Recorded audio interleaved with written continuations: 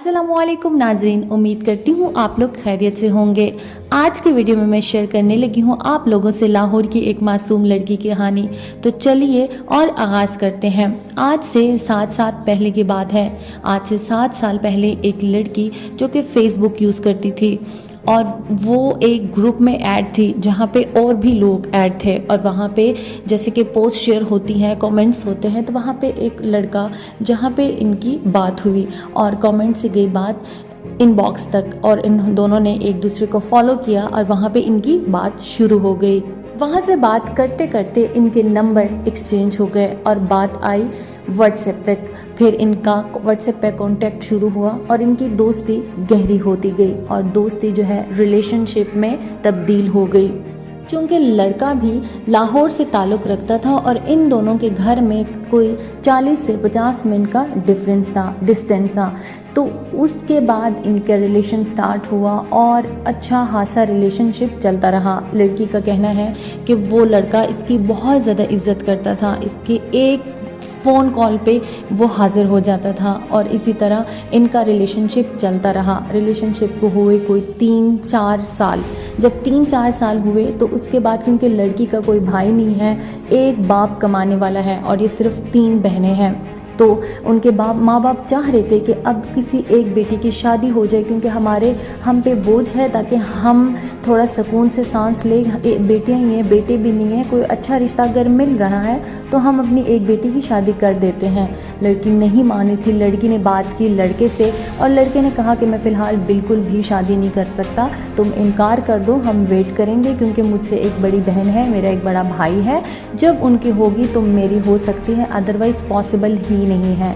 खैर, उसके फैमिली ने उस लड़की की ज़बरदस्ती इंगेजमेंट करा दी और ऐसे ऐसे उसकी शादी का वक्त करीब आया और लड़की बिल्कुल भी नहीं चाह रही थी कि उसका वहाँ पे रिश्ता हो जाए या रुखसती हो जाए। रुखसती से 2 दिन पहले उसकी कज़न ने उसे बताया कि वो लड़का बहुत परेशान है और वो खून के आंसू रो रहा है, उसकी सिचुएशन बहुत ज़्यादा ख़राब है, तुम कुछ भी करके उससे बात करो। लड़की बहुत ज़्यादा परेशान हुई क्योंकि लड़की उससे बहुत ज़्यादा प्यार करती थी। वो उसकी शादी होने वाली थी, लेकिन उसको 1% इंटरेस्ट नहीं था वहाँ पे शादी में और उस लड़के में, लेकिन फिर भी उसकी मजबूरी थी। वो शादी भी इसीलिए करी थी कि मैंने एक दिन छोड़ के आ जाना है वहाँ से। खैर, उसके बाद उस लड़के से उसने कांटेक्ट किया तो उस लड़के ने कहा कि तुम वहाँ शादी मत करो, लेकिन क्योंकि सिर्फ़ और सिर्फ 2 दिन रहते थे रुखसती में, वो कुछ भी नहीं कर सकती थी। फाइनली उसकी रुखसती हो गई। रुखसती हुई तो अल्लाह ने करना ये था कि वहाँ पे, यानी जिस लड़के से उसकी शादी हुई, वो लड़का भी ठीक नहीं था। ठीक से मुराद वो फिज़िकली रिलेशनशिप नहीं रख पा रहा था, जैसे कि हम कह सकते हैं कि वो बीवी के हकूक़ अदा नहीं कर सकता था। वो लड़की रही 2-3 दिन रही, 10 दिन गई, उसके बाद घर आई और जब वो दोबारा अपने यानी कि शौहर के घर वापस गई तो उसने कहा कि ये तो बहुत गलत बात है, आप लोगों ने मुझसे इतनी बड़ी बात छुपाई, मैं कब तक इस सिचुएशन में आपके साथ रहूँगी। और उनके पेरेंट्स से जब बात की, यानी कि उनकी मदर से बात की, तो उनकी मदर ने बहुत ज़्यादा गुस्सा किया और उसी लड़की के ऊपर बातें करना शुरू कर दी और उसको बहुत ज़्यादा तंग करने लगे। लड़की बहुत कोशिश करती रही कि मैं कुछ भी करके हैंडल करूं बात को, और वो इस मरहले में, यानी कि शादी के बाद 3 से 4 दफ़ा वो अपने घर गई, अपने माँ बाप के घर गई, और उसके बाद उसमें इतनी हिम्मत नहीं होती थी कि वो अपने घर में ये बात करे कि हमारे साथ तो इतना बड़ा धोखा हुआ है। फाइनली जब वो एक दफ़ा फिर वापस गई और वहाँ से, क्योंकि उसके पास कोई प्रूफ भी नहीं था, उस लड़की को मिले मेडिसिन जो वो उसका शौहर यूज़ करता था। उसके बाद जब वो घर गई और वो मेडिसिन लेके अपने घर में दिखाई कि हमारे साथ इतना बड़ा ड्रामा किया गया है, तो उसके बाद उसके घर वाले, यानी कि जो उसका शौहर था, वो उसको तलाक देने के लिए राज़ी नहीं थे, क्योंकि उसके हक महर पे उसके घर का कुछ हिस्सा लिखा था कि अगर इसको आप लोग तलाक देते हैं तो आपको घर का आधा हिस्सा इसको देना पड़ेगा। और लड़की क्योंकि ख़ुद भी चाह रही थी कि वहाँ पे डिवोर्स हो जाए, क्योंकि वो जो उसका बॉयफ्रेंड था वो इसको यही कह रहा था कि तुम माँ से तलाक लेके गया, जो मैं तुमसे शादी करूँगा, मैं तुम्हारे बगैर नहीं रह सकता। उसी ने ये बार बार उसको ये भी कहती रही कि सोच लो, तुम घर वालों को मना लोगे। उसने कहा मैं सब कुछ करूँगा, बस तुम एक दफ़ा वहाँ से आ जाओ।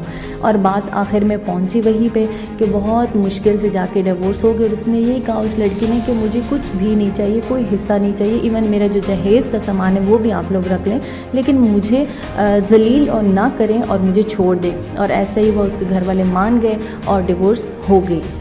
इसके बाद वो लड़की अपने घर वापस आई और उसने उस लड़की को कहा कि अब तो मैंने डिवोर्स भी ले ली, अब तुम्हें चाहिए कि तुम यहाँ पे रिश्ता भेज दो। उस लड़के ने कहा कि नहीं, फ़िलहाल रुक जाओ, कोई 5 से 6 महीने गुजरने दो, इस बात को थोड़ा पुराना होने दो, मैं इंशाल्लाह तुम्हारे घर रिश्ता भेजूँगा। उसके बाद थोड़ा टाइम गुजरा, 6 से 5 महीने गुजरे तो उस लड़के ने घर में बात की। और पहले तो उसने यही कहा कि मेरे फादर नहीं मान रहे, लेकिन एंड पे जाके उसने यही कहा कि ठीक है मान गए, अब मेरे घर वाले आ रहे हैं तुम्हारे घर रिश्ता लेने। उस लड़की का कहना है कि जब वो लोग आए, उनकी मदर थी, उनके फादर थे, उनके भाई और भाभी रिश्ता लेने के लिए आए, तो वो बहुत ही ज़्यादा रूड थे, बहुत ही ज़्यादा रूड थे और वो बहुत ज़्यादा एटीट्यूड में थे। और वो कह रही थी कि 1 घंटे के लिए बैठे, लेकिन बहुत ही ज़्यादा एटीट्यूड में। और उनका ये कहना था कि हमने कुछ नहीं खाना, हमने कुछ नहीं लेना, बस सिर्फ इवन कि उस लड़की की मदर ने कोई बात तक नहीं की, सिर्फ उसके भाभी ने 2-3 सवाल पूछे और 1 घंटे से भी कम टाइम के लिए वो बैठे और चले गए। उसके बाद उनका कोई अता पता नहीं, पूरा दिन गुजरा, पूरी रात गुजरी। उस लड़की का कहना है कि मैं अपने बॉयफ्रेंड यानी उस लड़के को कॉल्स करती रही और उसने पूरी रात मेरी कोई कॉल अटेंड नहीं की। उसके बाद उस लड़की ने उसकी बहन से कांटेक्ट किया, उसके भाई से, क्योंकि वो उन सब के साथ कांटेक्ट में पहले भी थी, लेकिन उनकी तरफ से कोई रिस्पांस नहीं। इवन के उसके मामू तक कांटेक्ट किया, लेकिन वहाँ से कोई रिस्पांस नहीं मिला।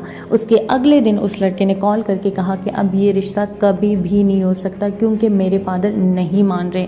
और मेरे चाचा का ये कहना है कि अगर तुम लोगों ने यहाँ पे रिश्ता किया, उस लड़की की बहन की शादी उसके चाचे के बेटे से हुई थी, तो यह आपकी बहन जो है वो कभी आपके घर नहीं आएगी। उस लड़की का कहना है कि उनका सबसे बड़ा इशू ये था कि ये गरीब है, गरीब से मुराद वो कुछ अच्छे हासिल थे इनसे स्टेटस में, और ये नॉर्मल लाइफ जी रहे थे, मिडिल क्लास फैमिली हम कह सकते हैं। इस चीज़ से भी मसला था। और लड़का ऐसे बदला कि उस कॉल की और कहा कि आइंदा मुझसे कांटेक्ट ना करो, ये रिश्ता नहीं हो सकता और मैं भी तुमसे किसी किस्म का अब राब्ता नहीं कर सकता। बस वो उस लड़के की आखिरी कॉल थी। उसके बाद वो लड़की पागल हो गई, तड़पती रही, रोती रही, इतनी ज़्यादा वो बीमार हो गई। अब महीना गुजर गया, लेकिन उस लड़के ने किसी सूरत, वो लड़की ने हर तरफ से उसके साथ कांटेक्ट करने की कोशिश की, हर दोस्त को कहा, हर समझे कि 20 से 30 नंबर से उससे कांटेक्ट करने की कोशिश की, लेकिन कहीं से भी वो रिस्पॉन्स नहीं करा। वो बिन देखे मैसेजेस डिलीट कर रहा है, उसको ब्लॉक कर रहा है।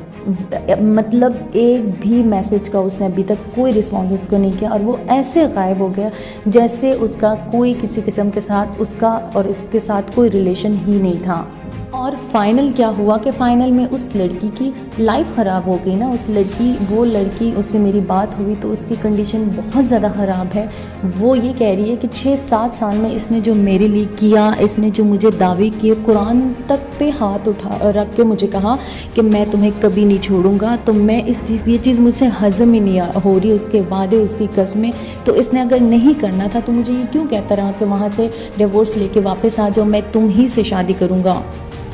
ये वीडियो बनाने का मकसद वो लोग जिनको लगता है कि हमें तो 2 साल हो गए, हमें तो 3 साल हो गए, हमें तो 4 साल हो गए, हमें कभी नहीं छोड़ के जाएंगे, तो आप यहाँ से अंदाज़ा लगा लें कि 6-7 साल हो गए और उसके बाद उसको ये कहता रहा कि वाह डिवोर्स लो, वहाँ से मैं तुमसे शादी करूँगा, और उसके बावजूद भी उसको छोड़ के चला गया।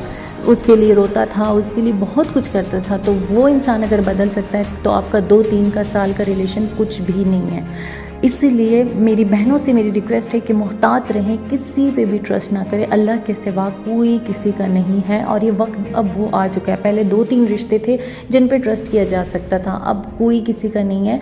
इसीलिए मुहतात रहें, और ऐसे लड़कों पे निकाह से पहले ऐसे किसी पे भी ब्लाइंड ट्रस्ट या मिलते रहना, ये बहुत बड़ा धोखा दिया जा रहा है आपको। इसीलिए आपसे रिक्वेस्ट है कि ऐसे कामों से दूर रहें और स्पेशली ऐसे लोगों पे ट्रस्ट करना छोड़ दें। उम्मीद करती हूँ आप लोगों को वीडियो पसंद आई होगी। इसी तरह की मज़ीद स्टोरीज़ देखने के लिए मेरे चैनल को सब्सक्राइब कीजिए।